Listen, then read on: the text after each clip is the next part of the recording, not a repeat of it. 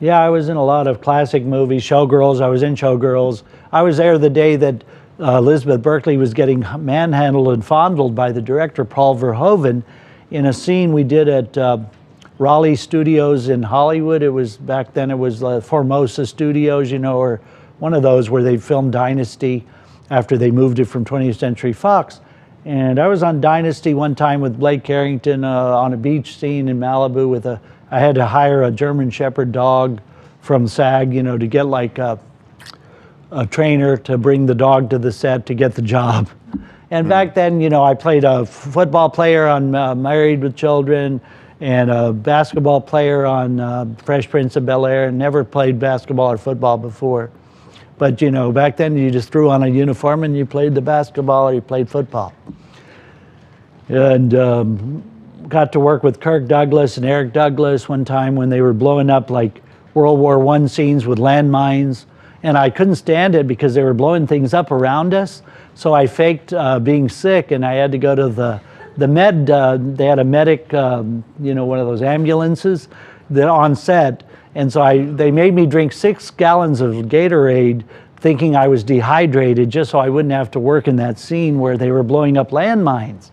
But I did China Beach for 2 years with Dana Delaney and Mark Helgenberger from CSI, and had to wear GI soldier outfit and, you know, grease all over my face every day and oil, you know, and then they would blow you up. They'd put squids on you and blow things up. And I got PTSD from working on that for 2 years. Wow. Because it was a lot of like sitting in trenches while they blew up and having to run around blow up scenes and helicopters, and like, you know, we had to actually be Vietnam War people, and they made it look real. And right next to us was filming another series about Vietnam, and so I had to be like a Vietnam War soldiers. And then like for TV shows like The X-Files, we had to run on top of like roofs. But one of my favorites too was like Seven with Brad Pitt, and where I had to be like a SWAT team coming in and out of a truck, you know, and really being a SWAT and being like hustling to get in and out of that SWAT truck.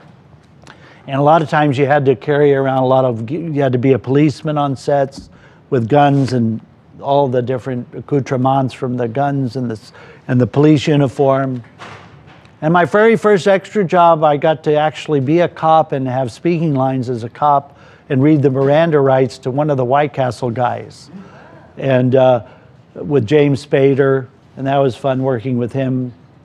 And a lot of the Rob Lowe TV movies and TV shows. And then, well, I did 5 Jim Carrey movies, 7 or 8 Adam Sandler movies, where, you know, once they used you and Adam Sandler knew you, you'd work on it from time to time, so those were fun. Or Volcano, Dante's Peak, Independence Day. I got to read lines with like Jeff Goldblum from Independence Day, because I helped him practice lines of Independence Day, you know, while we were there on set waiting around because there's a lot of downtime. Or going into trailers of actresses and going in and doing soap operas where you're helping them with their lines that they're 80 pages of dialogue. Right. Like right now, I'm supposed to go right after this to a play that I got where they're going to put together a one-man show. And so I'm thinking, you know, they have no script, but we'll have to just like improvise it. And they're going to film it, I think. They're trying to sell it to a network on how to hire an actor and do a one-man show all of a sudden, like in 4 hours. But yeah, a lot of it, I've played a lot of aliens. I played one time for, you know, where you had to wear a full alien like head for like, you know, different TV shows. And it pulls on your neck sometimes, the prosthetics that they put, it pulls on your neck a lot, or it hurts your, you know, up here, it pulls hair.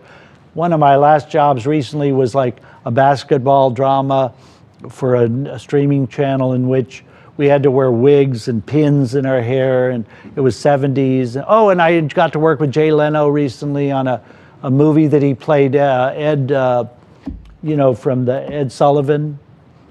That was fun. And Jay, I got to work with him on a lot of episodes of his You Bet Your Life. And you got to ask questions, and he always talks a lot, you know, to all the audience.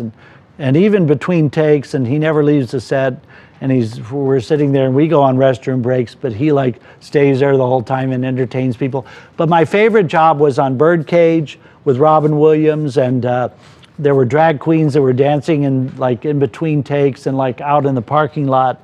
You have hours to sit there and wait till they set up the, and Mike Nichols, a big director, and sometimes you get to be in scenes that are cut in the movie. And then Robin Williams kept entertaining us in between takes, and he was like, his mom came to the set and we got to eat with his mom and him, and he was very serious off camera, but then when he's ready in the set, he was very comedic and constantly on and constantly entertaining us and making sure we're all like having a great time. And it was so shocking, the difference when he goes to eat lunch. He's totally serious and with his mom, and serious and like totally night and day. He had a personality that was like happy one minute and like not depressed, but just very serious and stern the next minute, after he's away from the set. And another fun one I did was with Roseanne and Tom Arnold, in which she used to turn her seats away from the set. And her and Tom Arnold, and I got to lay down on like a carpet with her, like she would put a beach towel down and just sit there on the floor, like, and we're wondering, she was no Miss Hollywood like we thought she would be, it's just, but that was fun. And the Connors, I got to be in the audience a lot of the Connors, and they recently asked me to be like a mascot on on that Masked Singer. Yeah, you had to go in for a wardrobe fitting and go in and like be fit, and I think it was going to be for me to like maybe double Amber Riley, because at the time I was bigger, and maybe she had a big frame and they didn't want to disrespect her and like have a woman play her that was bigger. So they asked a man to like fit into her sizes or something. But I used to work on Glee a lot, and that was fun. I got to work with, I saw you had a picture of Adam Lambert, and I got to do a lot of dance scenes with him. And one time I was on the set with Leah Michelle, and Eric Stoltz from Back to the Future directed a lot of episodes, and he would come up to me and say, "Hi, I'm Eric Stoltz." I told him, "Yes, I know who you are. Oh yeah, I adore you and I respect you." And I got to work on a few movies of his before he was going to go, after he had lost the part on Back to the Future Part 2, like in the 80s and 90s. But he was a good director and actor from The Mask. But Eric Stoltz directed a lot of Glee episodes, and Glee was my favorite show to work on. That and 90210 and Beverly and the original Melrose Place. I got to work on a lot of Melrose Place, a lot of that. I proposed to Tori Spelling on the set of 90210. No. Don't turn the TV on. She said yes. Really? She actually said yes. It was before she got married, and she goes, yes, right away, no hesitation. Because I said, I really did like her. It wasn't that I just wanted to marry a Spelling. I did like her. I like Randy Spelling. I followed him a lot when he was first on TikTok, and as well. He lives in Portland, I think. And recently I've been following Danny Pintaro. He might even come on your show. But he couldn't get past 8,000 followers, even though he's a TV star.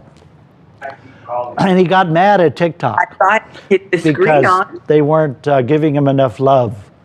And I went on his page and was telling him about the ins and outs of why I felt similar, and he couldn't follow us. And he was telling me, oh yes, that's just unacceptable. But the main beef was that he couldn't get enough followers, even though he was a TV star from Who's the Boss. And I used to work on Who's the Boss a lot with Dan. I got to do a few things with, Danny DeVito. I recently worked with Danny DeVito, and one of my favorites too recently was I got to be a cameraman on The Pool Man with Chris Pine. That was one of the extra jobs that I enjoyed, and I got featured recently where I got to be in the movie. It was a shit movie, though. It was horrible. But Chris Pine, he's like one of my favorite actors. I got to see him in a play, at the David Geffen Playhouse. And my God, Chris Pine from Star Trek, Shatner. And but I did work with him on that movie, and I thought it was going to be like a funny comedy, but it turned out it was more like a psychological drama. But at the time when we were doing it, it seemed like he should have made it a really funny comedy. But he directed it and wrote it, Chris Pine. It was called The Pool Man. It was recent. That was fun to work on because you got to work with Annette Bening. And you know, Annette Bening, I did the president, I did the American president with her. And well, when you get directed by like Rob Reiner, that's always fun. I got to work on Mississippi Burning with Rob Reiner, and of course, Alec Baldwin. That was fun. Poor Alec Baldwin though, huh? What happened to him? But you know, a lot of times when you're on the sets, sometimes you worry about the safety sometimes. And that lady, you know, there was a young girl that didn't kind of put in the bullets properly, or they didn't test them. But Alec Baldwin, when he was saying, you know, am I aiming it right at the camera? Am I aiming it? Am I aiming it? It was sort of a little suspect. But the thing was, is that he was trying to look cool. That's the problem. He's getting older, and he even said that before that shooting happened, he had said that his eyes were getting puffy, very puffy, and they get very when you're aging. He was a hot guy on Knots Landing, but then when he started aging, and he gets terrible puffiness of his eyes here and there, he's very sensitive to how he's going to look on camera. And that was what his fault was. That's what caused the whole situation, because he was trying to aim it to where he would look as cool as possible holding a gun, because he didn't want to look weird and wacky.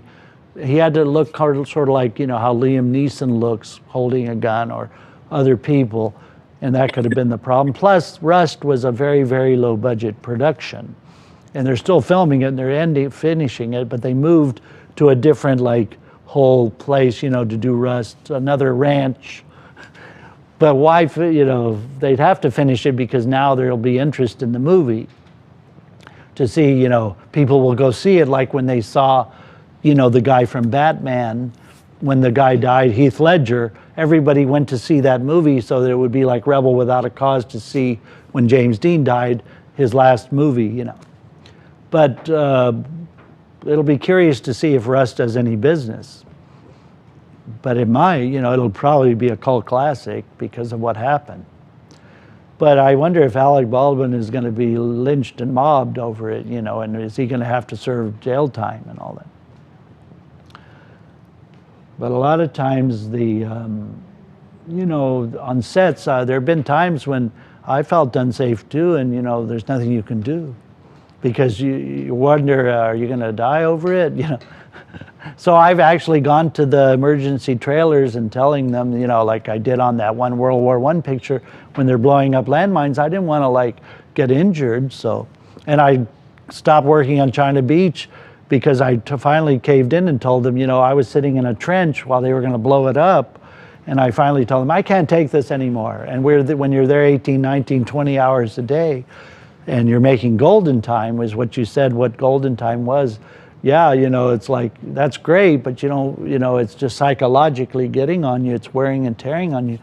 And finally, Chip Vieselek, or whoever was the PA or first AD on the show, finally just said, well, okay, Eddie, get out of there.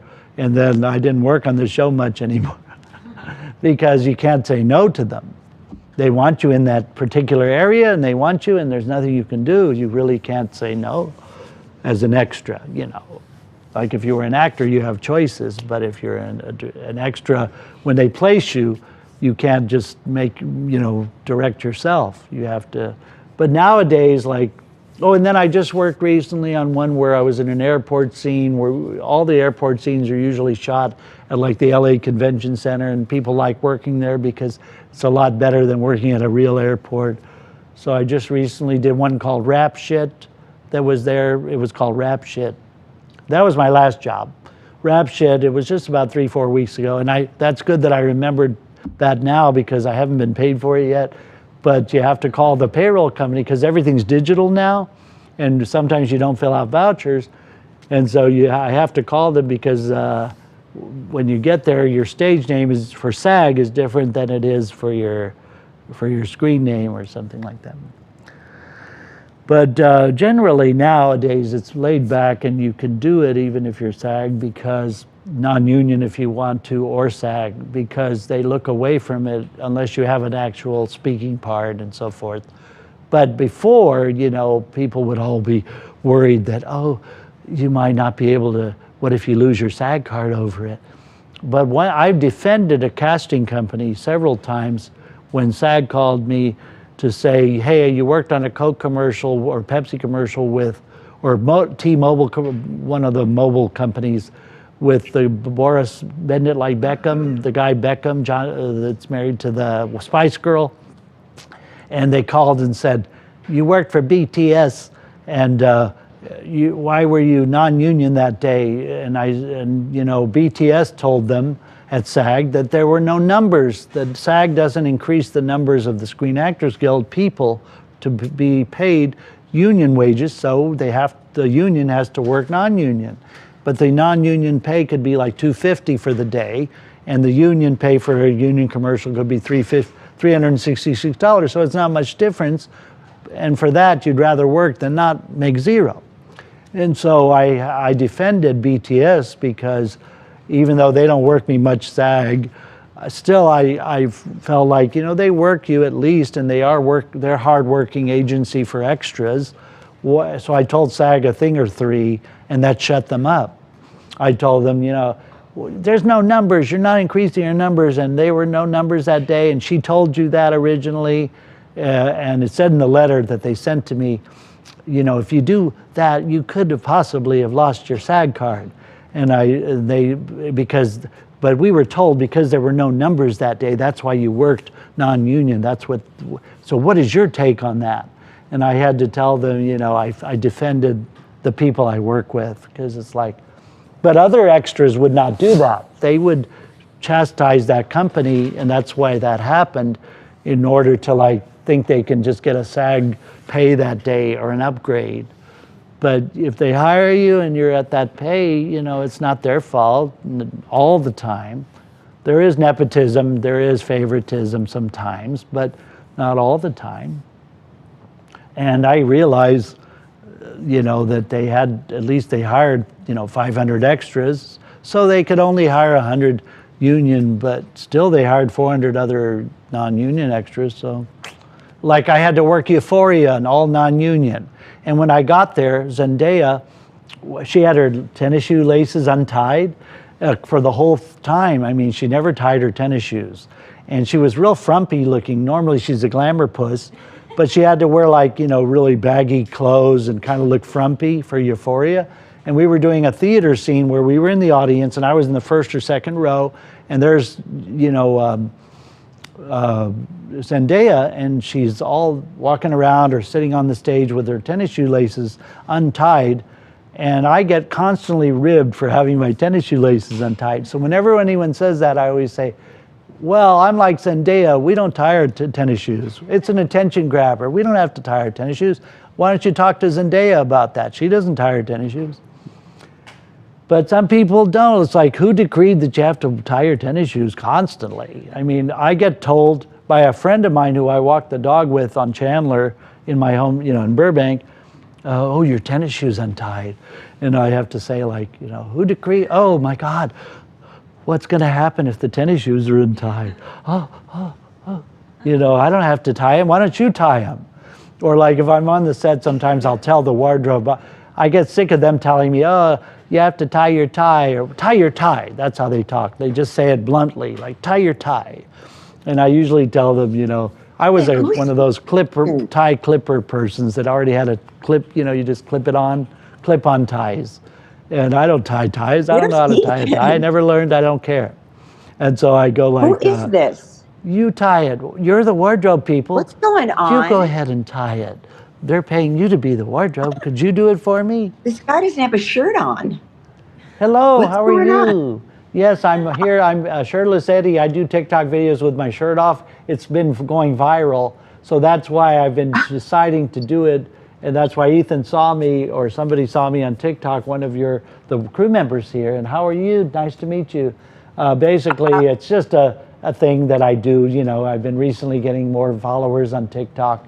So I like it because it's just because, you know, you can be more free in LA, a little more laid back. And also I lost weight I lost 33 pounds in 3 weeks on the Feel Great system.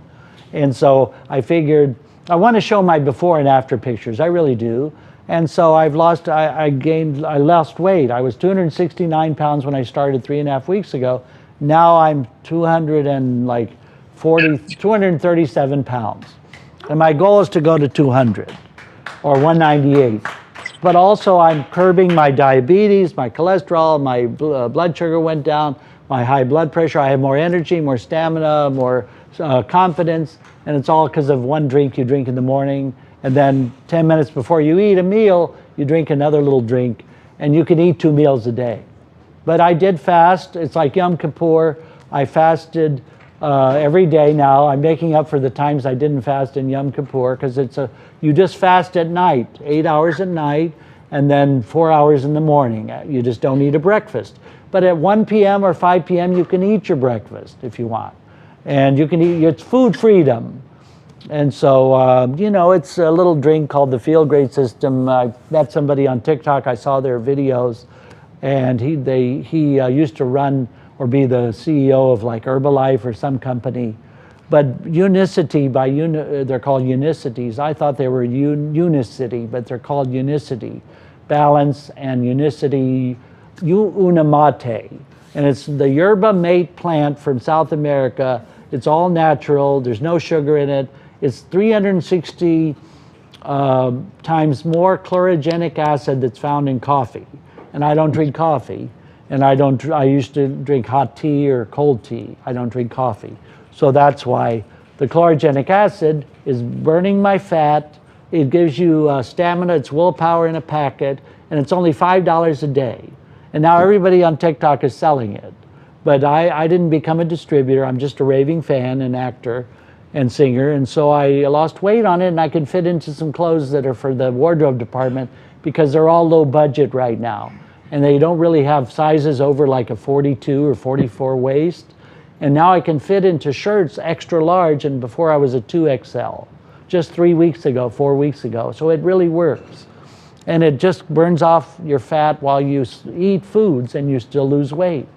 So I really enjoy it. And I only sold one kit to somebody. It's only like $5 a day. But if they sell it to someone else, then they would make $10. And if you pay $50, you become a distributor, and you can sell the kits, and every kit you sell to somebody for $147, you get $25. Right now I just get a credit on my account. But it's worth it, because what your health is worth. If I get neuropathy, it kills your neuropathy pain, it kills your inflammation. It's a fiber matrix. So what happens is I haven't had to urinate as much. I used to go frequently. I don't have to. I'm 56 years old. So now on this Feel Great system, I don't have to urinate, but at a regular basis. I don't have to go every 5 seconds to the restroom, because I'm not bathing in insulin anymore. I'm insulin, where before I was insulin resistant.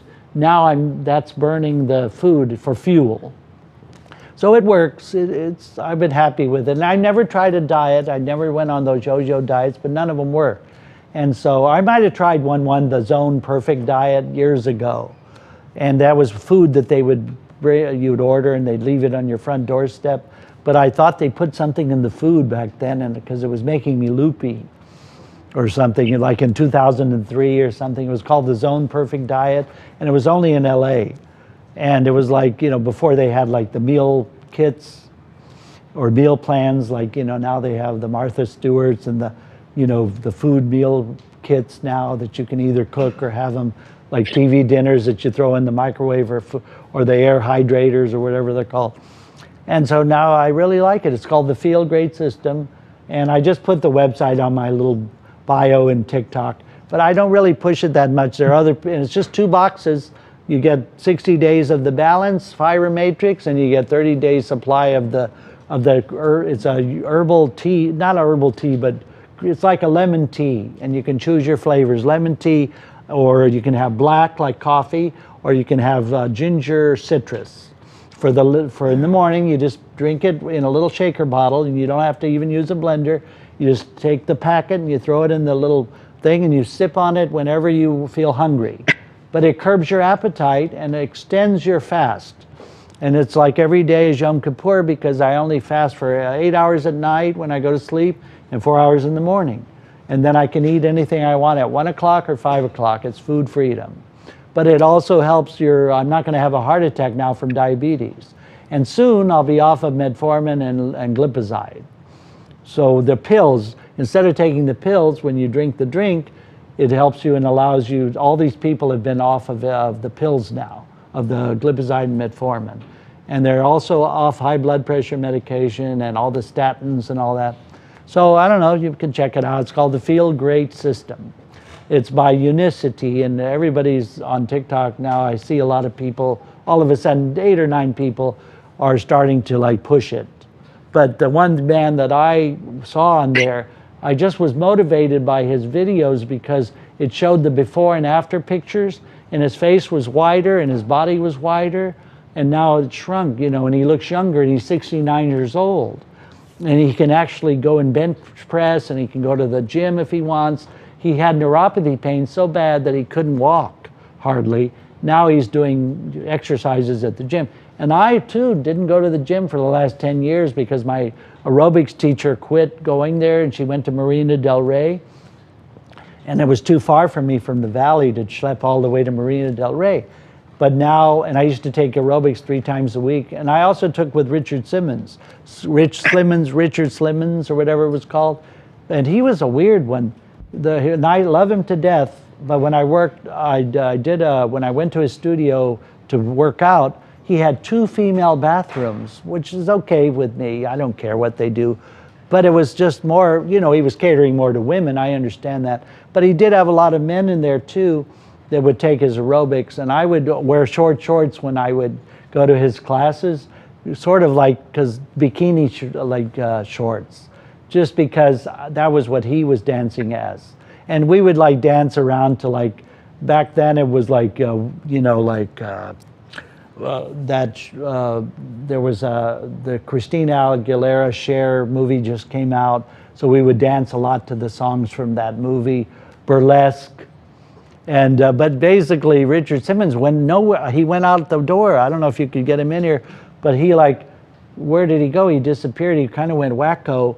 For some reason, he kind of went crazy, and now all of a sudden you don't see or hear from him. But when I was on the Bonnie Hunt show, it was like a Mary Tyler Moore sitcom, and I got to be a featured extra, and I was on a desk right next to Bonnie Hunt for like 13 episodes.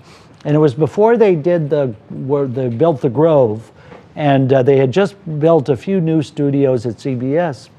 And anyway, Bonnie Hunt was in that Dave movie where she goes, and we're walking. And then she was in, you know, Cheaper by the Dozen, and she was in Jumanji with Robin Williams, I think it was. Anyway, Bonnie Hunt, I loved her. She was like, before Jane Lynch was so popular, Bonnie Hunt was popular.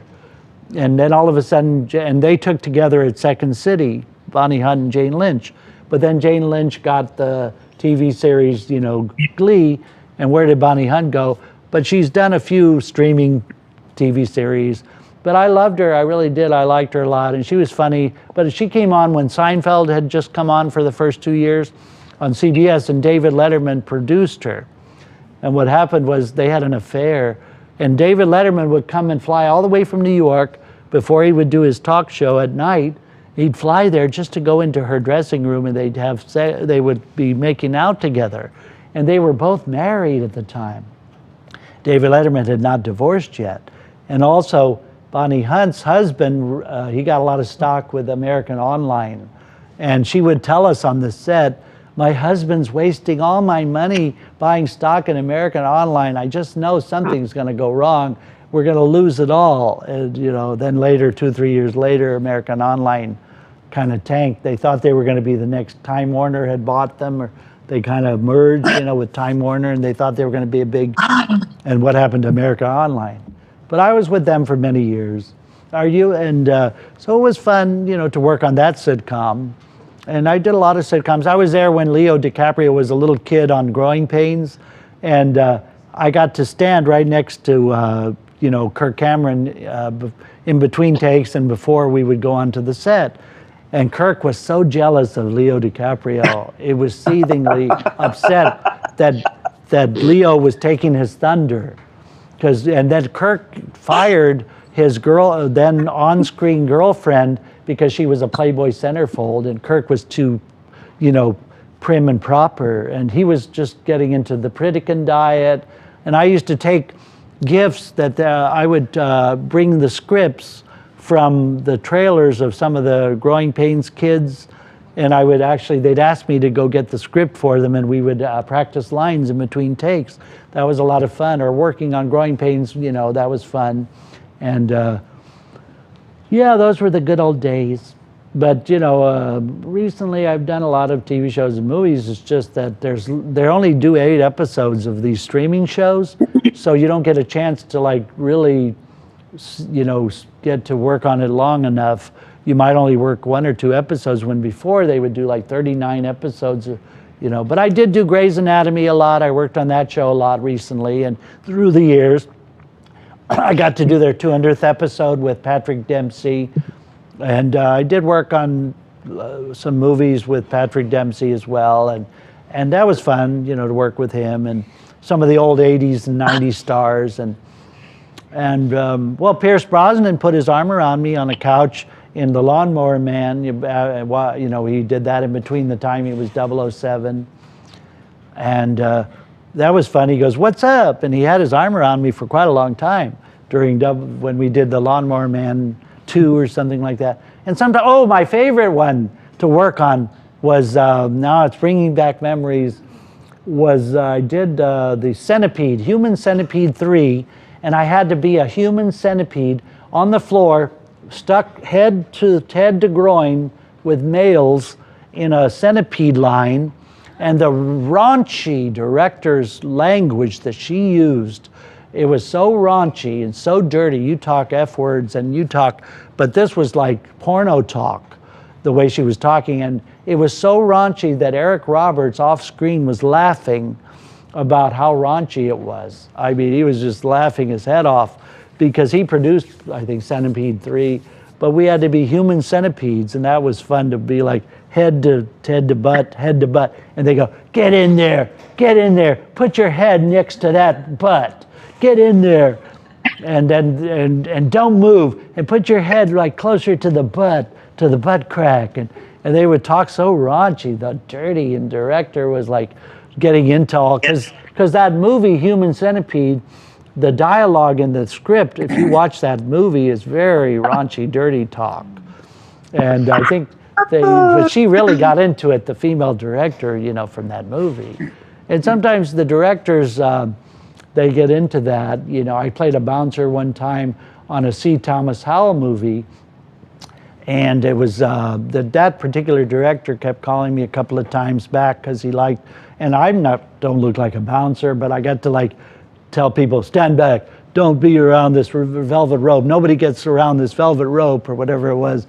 And I had to have dialogue. They just threw you dialogue, or if you're in a bar scene, they might throw you some dialogue. But I have found that when you're an extra, if you're in the right time at the right place, you get more lines than you do when you audition, really. It's just because of the fact that they throw in extra stuff that they're going to need, or somebody didn't show up, or you're just the right type at the right time. I have another friend who on Facebook constantly puts an arrow towards everything he's ever been in, and he'll put an arrow and he puts every single little thing he's ever been in. He'll post it on Facebook, and you could get in trouble for doing that because you're not supposed to share it on social media, some of the things you're in right away, because then people could see it before it happens. Because Rosie O'Donnell got in trouble one time on her talk show, or she didn't get in trouble, but they got very upset with her when she revealed, she spoiled, no spoiler alert, for Fight Club, the movie I was in with Meatloaf, and we were shirtless in a Fight Club scene, and she told the audience before the movie came out all the whole synopsis of the movie and how it ended, and the studio got upset, and I think Brad Pitt got very upset with her over that. But she kind of divulged that she didn't like that movie, and what's really weird is she's into the fighters, the UFC. she'll watch the UFC fights all the time. So, but back then, maybe she just wasn't into UFC at that time. But see, Fight Club was very violent in her opinion about the, people getting all beat up and abused and bruised up because of the fact that they were bullied, as part of the joke on the Fight Club, or the thing that they were told to do their assignment. So that was, and I used to watch the Rosie O'Donnell show, and of course, when she came to LA, I watched it, but I understand that she got into some squabble over the fact that she revealed the ending of a movie before it came out. But, that's the way it is. She's a nice gal. She follows me on TikTok, Rosie O'Donnell, and, there's other people that I've helped. I used to push her merch line. She did a t-shirt line called Rosie Freakin' O'Donnell. And the merch line was made by sniffapickle.com/Rosie. So like I'm doing with the Shirtless videos, I used to do for Rosie O'Donnell. Countless people, I would go and say, hey, what do you think of Rosie O'Donnell? Could you say Rosie freaking O'Donnell on camera? Just say, hey, I'm mesmerized by your shirt. What does it say? Rosie freaking O'Donnell. And I would get like maybe 400, 500 people to say, hey, I like your shirt. What does it say? And they would read what said on my shirt. It said Rosie freaking O'Donnell. And a lot of them thought that she was Roseanne Barr. Or, and I had to tell them, no, she's not Roseanne Barr, type of thing. But I used to push her merch line a lot. And that's why she followed me, because a lot of the people that saw that I was pushing her merch line would like say, at Rosie, at Rosie, at Rosie, on my comments in my posts, because countless people I would push her merch line. And then when she did the L word, and she got to do a bowling scene, she didn't even have me come on as a bowler. But I did get speaking lines on a bowling movie with one of the guys from, the French guy from, from the Entourage, one of the Entourage kids, guys. I was doing a bowling movie one time, and it was like an independent movie. It wasn't a bowling movie, but that was our scene. And the director happened to be from one of those old NBC dramas, like The Profiler or something like that from NBC, and she liked me. She was a blonde lady, and she just happened to like me. Sometimes the directors, they just get a feel for you when you first walk on to them, and they kind of like you. But she seemed to like me for some reason, and then she said, Eddie, you're going to have speaking lines today. I want you to say this and this and this. And I want you to also grab the guy from the Entourage and pull him away from you. So I had to get a stunt coordinator guy to show me how I could like pull him away when he was going to have a fight with another guy on the set. And I had to put my arms around him and like pull him away from another guy in the scene for some reason. And I had to like learn the stunt moves and things like that on how to like, or he's going to punch you out, and we need to have you know how to like do it fake, but not look too fake, but he's not really going to punch you, but you're going to go like this, and then this is how you throw how when they throw a punch, you're going to go like that, and things like that. You have to sometimes, I was on another thing where they, oh my God, the stunt people or the stunt coordinators have to show you what you're going to be doing because they want it to look so real. And so that was fun working with one of the Entourage guys. And then one of the guys from White Castle, the movie or whatever, Keenan, the one about the two guys, Kulam and Kumar, or what's his name? Kulam, Harold and Kumar. One of the Harold and Kumar guys, one time I was a cop and I had to put handcuffs around him and like put the actual handcuffs on him and like give him the Miranda rights, and then I had to like lock the key, the director said, and put them on him, and then put your little key in there and make sure they're real tight. And he was like freaking out because I put the little handcuffs on him. The guy that was one of the Harold or Kumars. He wasn't freaking out, but he was like playing with me to make it look like it was like a fetish thing, and like he was like maybe traumatized by maybe in real life he had had sex and he had the little handcuffs thrown on him for sex scene or something, and maybe that brought back sense memory because he was trying to be a dramatic actor and that kind of thing. Who's this over here? There's somebody over there with a Mickey Mouse and he's got his shirt off. And so is basically, are you the mom of Ethan? Are you Yes. Ethan's mom? Oh, very Yes, nice I'm to meet you. Mom. What city are you in? I'm in Woodland Hills. Oh, Woodland Hills, California. Very good. So we're just waiting for Ethan to interview you? I guess I don't know what's going on. You certainly I have just want to say, I hate the rain. I hate the rain. I hate the fucking rain. Awesome. He hates the rain. They hate the rain. He said he hates the rain. Great. Well, this one lady I know was upset with Howie Mandel because they went on that show, the NBC's America's Got Talent, and I think what happened was they were the three grandmothers or something, and Howie X'd her, gave her the X thing, and even though she kind of thought she had made friends with him, and then she follows him, but he doesn't follow her back or something, so she was kind of like a little miffed, with him.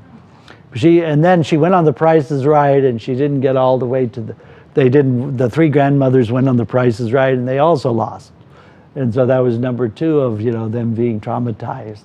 Hey, there's Ethan. He's in the car. What are you doing? Are you driving out and about? Ethan's in the car, it looks like. Or is that a previous video? He's in his car with his sunroof. Where are you? Where in the world is Ethan Klein today? Oh my gosh, Dan, what's going on? Not much. What's going on with you? I thought I was supposed to call in and talk about what's going on with Selena Gomez. Yeah, tell us about Selena. Selena is, I worked with her on Wizards of Waverly Place. Ethan, what the heck? Maybe he can't hear you. Oh my God. The Wi-Fi could be out because of the rain. Done. Ethan, you are too much. But now I think I work, Selena's been good, but she's from my hometown, and I saw her little documentary. Did you see her documentary on Netflix? She had a big documentary on Netflix, and it did real well. And have you seen the new Pamela Anderson documentary about Pamela? I have not. I worked on VIP, and I got to be a drummer. And my friend was his father was the vice president of Sony, and he was the one that gave the tape to Tommy Mottola for Mariah Carey to be a big, get her recording deal.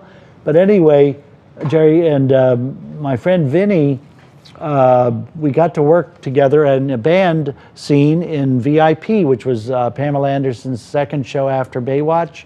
And then she had another show which was about videotapes or something. It was on Fox, where she worked in like a Blockbuster, and that got canceled. But VIP was on for 3 seasons or 4 seasons, and it did real well. It was like a Charlie's Angels, but it was like with VIP.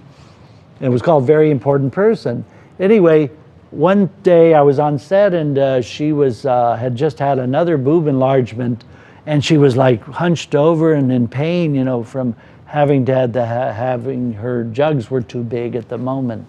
But I didn't say anything, but I could tell she was in a little bit of pain, But she was a really pretty girl back then. And I've been watching her documentary, and it's really sentimental and fun. But she's not as big of a beauty as she used to be. But, I think if she just puts the black eyeliner around her eyes, she looks like Pamela Anderson again. It's like putting the black eyeliner off of Joan Collins. That's her trademark. She has to have the black eyeliner. And a lot of times, women don't want to put the black eyeliner on anymore, and it's going to make them look a little different. But because of the newer styles of today's makeup, they want to be natural. So I understand that. But Pamela Anderson's new doc is really good, and Selena's doc was very good. It was, she had a lot of her health issues, and of course, she had a lot of different things. For one movie, she looked flat-chested.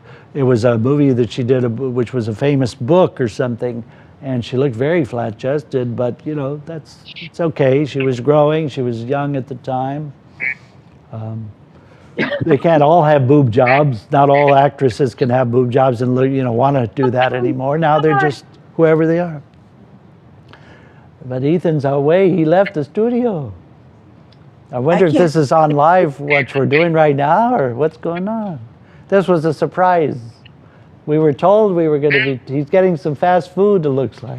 Can I get a number 2, please? A medium with. See, I'm supposed to do a one-man show at 3 o'clock, but I'll stay. You know, I'll just tell him I can be late. And then what do you want? Yeah, for what time is it now? It must be about 4:30. Just a large fry. French fry. 2 o'clock. 3. Oh. And then what do you think? Okay. I'll just get like. I'm sure can I get Ethan will be two, back in a few minutes. crispy chicken sandwiches. With a large loop beer, no pickles. Yes, please. Get like 2 quarter pounders. maybe like a bunch of McNuggets. Oh, but McNuggets is good. And then, Oh my God. what's the biggest McNugget? I size can't you eat guys any have? fast food because I'm on that feel great system. Unless I drink my drink 10 minutes before, and I haven't had fast food since the time Oh, I've been can I get starting a the 40 drink. piece? 40. Oh my God. Sweet. This isn't. Yeah, I just. wonder if they're trying to reach me from that Ketchup, please. Hey. show. Okay, and then and then can I get like 5 large French fries? That should be enough, right? Yeah. Maybe I should just get hamburgers instead. There's a bunch there. Oh my. Ethan. Dan, what is going on? Ethan, get me a soda. Oh, goodness.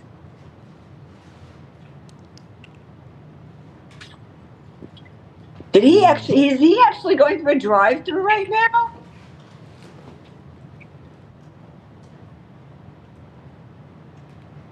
Ay, ay, ay, ay, ay. I got to show your dad. This is too much. You are too. And can I get like 3 normal cheeseburgers? And then that's all.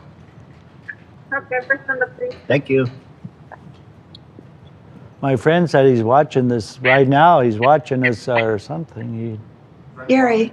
Yeah, he's been watching since the beginning of Oh, I didn't know you had Ethan this. and his mom You've been and watching you. with a Oh, he couple says of his, so Ethan and his crazy mom and me are our on right now. Did everyone hear everything I was saying, or was that muted? Oh my God. No, we've been live. Oh wow.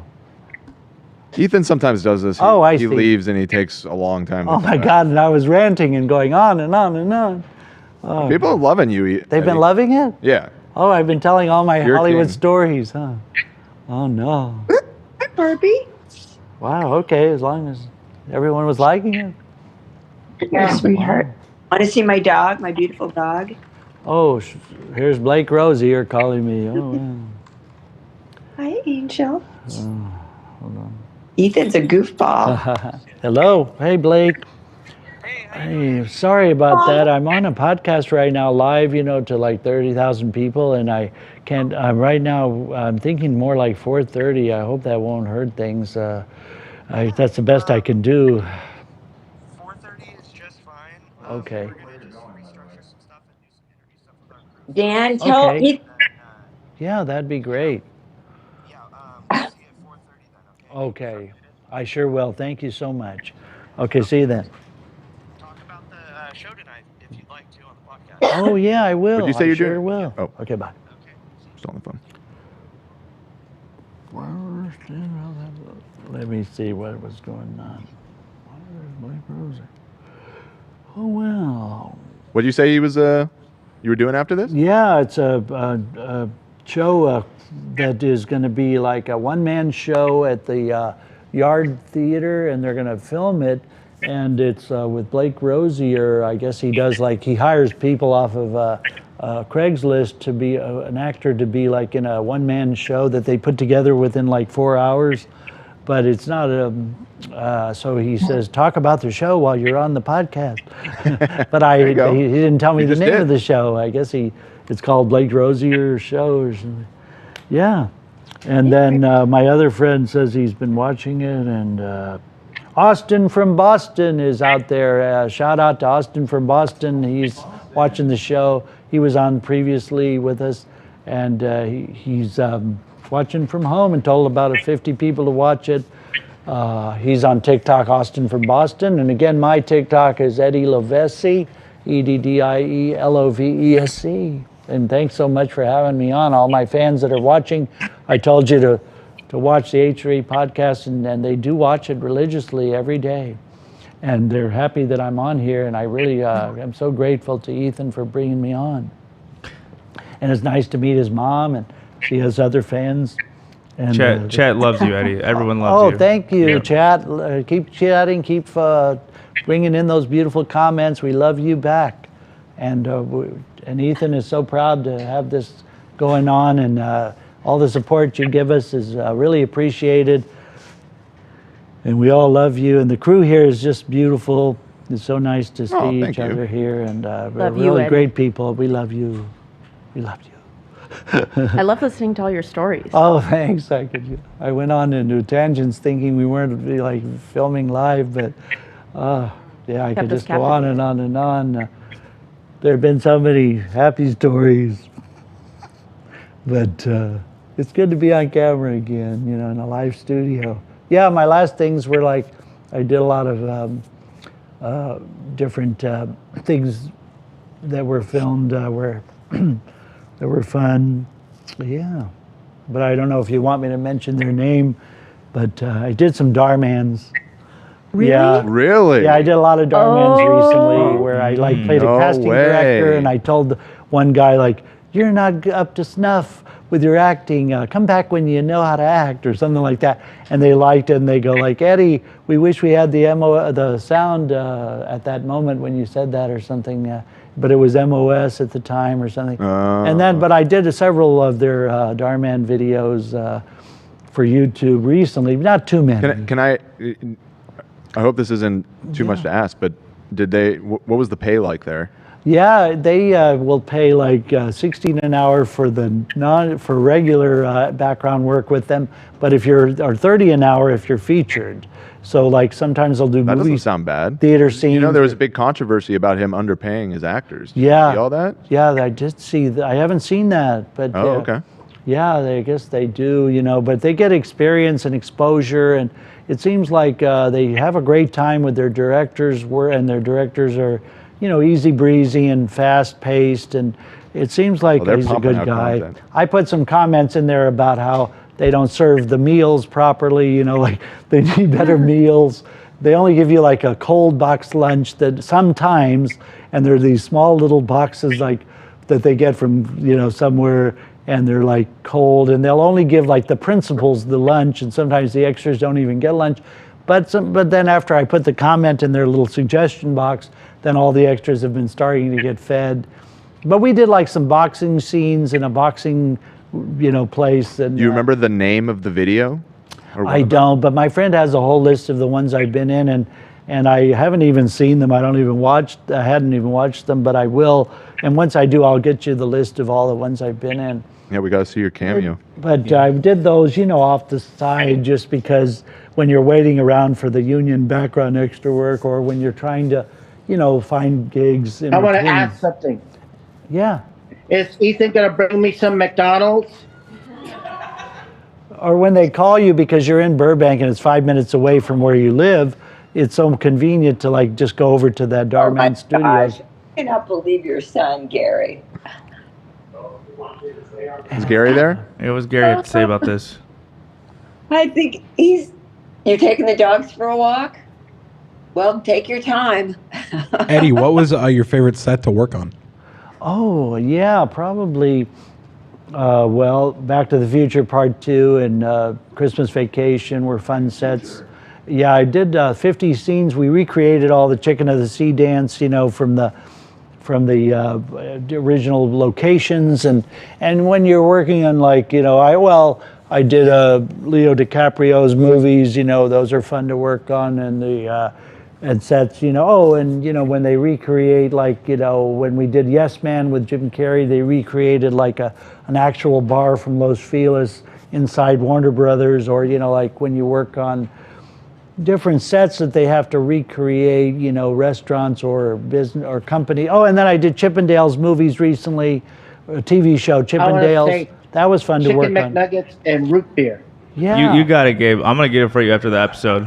I'll run that over to you, buddy. And we had to like do like the 70s, you know, Chippendales like discos, or, you know, like when you get to work with like, you know, different actors that are kind of controversial, and then they're working in, and you recreate like titty bar scenes, or, you know, like strip clubs, striptease clubs. Those are interesting to work in because, you know, you get like dancing on the poles and all that, and you have to like really get into it and like throw them some money, and they do lap dances around you or on top of you, and you can't say no. You have to do it. And then, well, I did work on a fun set too recently was when I did that Grace and Frankie, you know, with you know, and you would think that like Jane Fonda would be like standoffish and kind of snotty, or, you know, like kind of uppity, but instead she smiles at you, or, you know, she knows that you kind of feel for her type of acting, and so you get that kind of exchange eye contact where normally actresses don't do that sometimes, or they don't want you in their eye line. But like with Jane Fonda, she kind of looked at me like, you know, it was a thrill to work with her on the set. And well, a lot of people who worked on The Prom liked the sets from the Prom movie because it was a musical, and they put all the actual, like Meryl Streep is, you know, dancing around right next to you and singing. And so those are fun to work on, you know, when you're like, and they recreate like, you know, New York sets or things like that. But a lot of times too, when you're doing, you know, period pieces, those are fun. You know, I had to do one where I was in that, you know, period piece in the 20s or 30s, and you have to wear like really thick wool clothes in the middle of summer. Oh, and a fun one I did was I played a redneck in that movie about the Santa Clauses. It was about like, you know, with you know, the guy from Home Improvement. Tim Allen. Yeah, Tim Allen, and he played the Santa Claus, and then we had to be like Redville, like we had to be like people in like a country town, and so we had to wear overalls and like be like all country, you know, in a country like carnival, and those are fun to work on. And then like I did one with like one of the where, you know, you had to work at night, and they put a lot of like, you know, fog, or, you know, like a lot of maybe you're pretending that it's like, you know, kind of a Renaissance feel, and so you have people on horses, or the star on a horse, and you have to like be like people that that are in that town, like sort of like if you're like, you know, in that, you know, like kind of like Beauty and the Beast times or something like that, you know. And those, but then you could be freezing cold. One that I did recently was where we did like, we had to use our phones, and it was an app on a phone, and it was you know, Courtney Cox's David Arquette.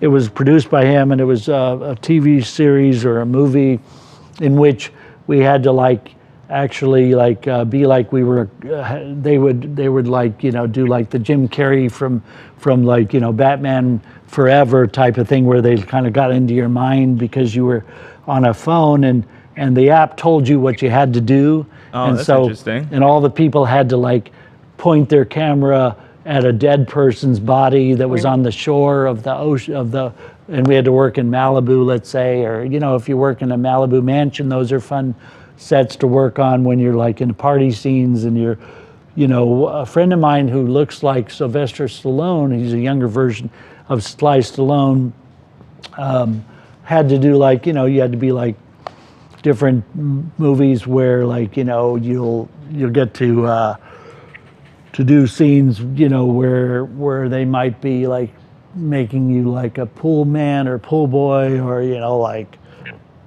things like that. I'm still curious about Wizards of Waverly Place, because that was my favorite show growing up. Yeah, that was fun to work on those great sitcoms, you know, that are they're very good, and, you know, they have a lot of oh yeah, and I did a lot of the iCarly's and the and all those Nickelodeon shows, you know, like iCarly or different shows like that.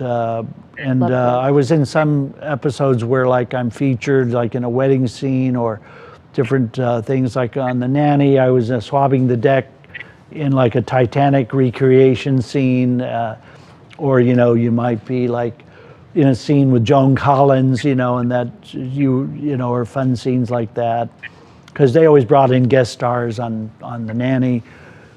And I worked on that several times. And then Melrose Place, 90210, I proposed to Tori Spelling on 90210, and she said yes.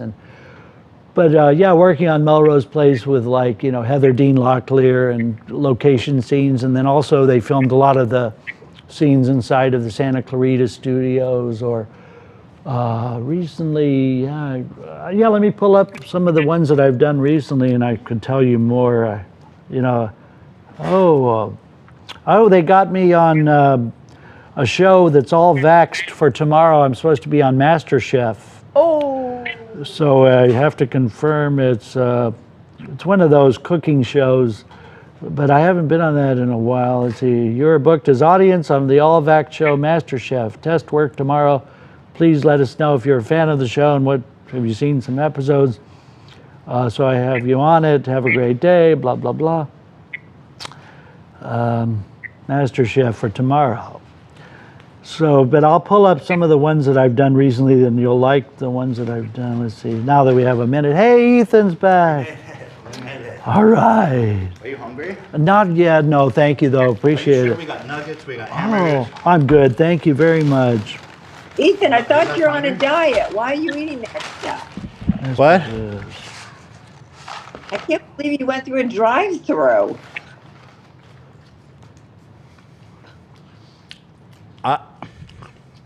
I trust Eddie, ultimately. Oh, thank you so much. Yeah. The thing is, I went to the bathroom. And you started riffing. Oh yeah. And I was captivated. Oh, so was the audience. Oh wow. And so. That's so interesting. Wow. Thank you for doing that. I appreciate Thank you, that. Eddie. Oh my for gosh. entertaining us that whole time. That was amazing. And here I thought I was just talking to the crew. No, it was live the whole time. Oh. But it was so interesting. Thank you. You have so much inside information. Oh yeah. Well, it's been a pleasure working with you here and being in the studio with you. It's so much fun. It's incredible. Thank you so much. And by the way, yeah. Oh. You guys want some McDonald's? I got so much for everybody. Just come help yourselves. Thank you. I got crispy chickens if someone doesn't want. I got like a ton of nuggets. You sure you don't like McDonald's? Oh, no, thank you. Thank you, on a though. diet? Yeah, I'm on that Feel Great system where you have to drink something 10 minutes before you're going to eat, so it'll burn Feel the Great? fiber, in the foods. What's the Feel Great? It's like a nutritional supplement drink so that you can get fiber and matrix in your foods and not have you fast every day like Yom Kippur for all the Yom Kippurs that I didn't fast. You're making up a lot. Yeah. And Is so that now, how you lost all the weight? Yeah, lost 33 pounds in like 6 weeks and counting, in inches off my belly fat and hoping to reverse my type 2 diabetes. Oh, shoot. Not be on glipizide and metformin. Oh, shoot. So I haven't had anything. Good for you. Yeah, thanks. I was just getting to a list of the things I'd worked on. Why Men Can't Jump, the new reboot TV series, Winning Time, let's see, Walmart commercial, Weird. Oh, I did the Weird Al movie where I played like in a bathroom scene with Al Yankovic, played by Harry Potter, Daniel Radcliffe. And I was in the Terminal List and the Masked Singer a lot and the Lakers Project and the Choices We Make and Euphoria, that's my jam. Super Pumped was a movie about Uber. It was with the guy from Third Rock from the Sun, Super Pumped. Mm-hmm.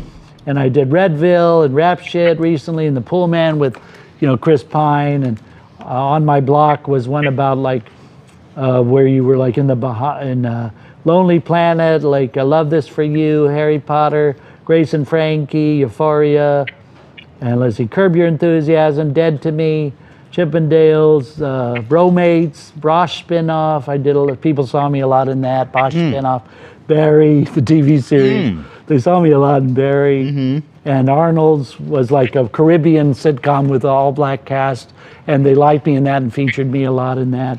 That was done in like Woodland Hills, where your mom lives, and we had to go to like a studio, like a small little studio in Woodland Hills for Arnold's. It was about Caribbean, like sitcom with black. They had to have very thick Caribbean accents from Jamaica Man, Jamaica Man, and there was 15 AHR was like 15 ahora. It was a Mexican sitcom called 15 ahora, and it was I worked on that recently, and that was in. You need a water? Yeah, I've got one right here. Thanks. It was in MacArthur Park, where I mean we had to like feed the pigeon, be like people in the park. Thanks. Okay. Would you ever go for a main role, or are you like married to the extra?